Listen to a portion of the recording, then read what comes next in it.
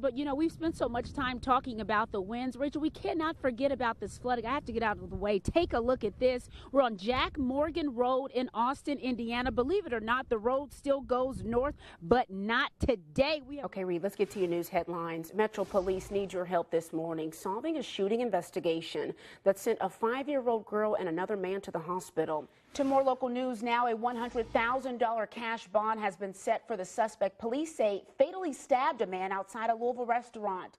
And those fragments are still there. He has had 2 surgeries. We're told his gallbladder, pancreas, and other intestines have been removed. His grandmother tells me that body camera footage was the worst thing she's ever seen. It's a much different perspective when you watch a police investigation and know the people involved. Me to hear her voice say, put your hands up, and then so quickly, I heard that gunfire. Frances Washburn is Bruce Warwick's grandmother. He's the unarmed man shot by LMPD officer Sarah Stumbler on Wednesday, March 1st. Police were responding to a call about someone doing drugs outside of this abandoned home in the Russell neighborhood. Police say Stumbler shot Warwick, who was hiding behind a mattress. That was too quick.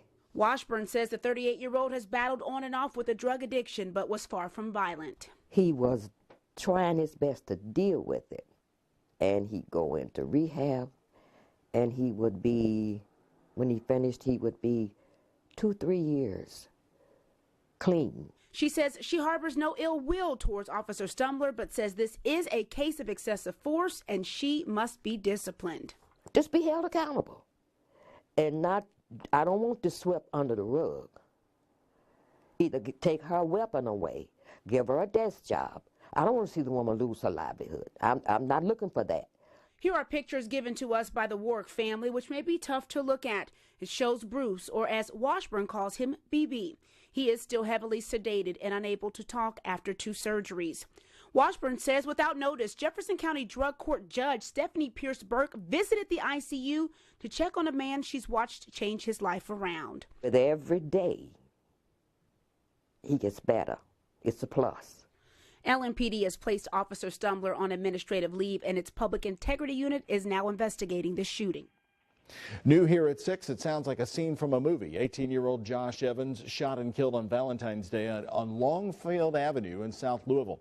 His mother says her son posted on Facebook some 45 minutes before he was killed, naming the suspects who were later arrested.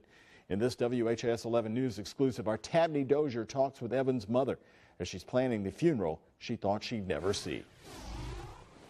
Many say the power of social media can be used for good or evil. If he had not made that post that night talking about that, they wouldn't have known where to look. They wouldn't have known who to look for, because those guys, it was dark, those guys were hiding between houses. They could have put it off on anybody. Brandy McCoy Key is Joshua Evans' mother. Her son turned 18 on the 13th. Around 4:15 a.m. on Valentine's Day, police were called to Longfield Avenue, where they say Evans was shot and killed. Through our investigation, we found Evans' Facebook page. Here is his last post at 3:22 a.m., mentioning a person named Tristan Jewell and another person named Tay. Some of this post is blurred out due to language. I'm not proud of the trash he was talking. I used to argue with Josh all the time about saying stuff like that on Facebook.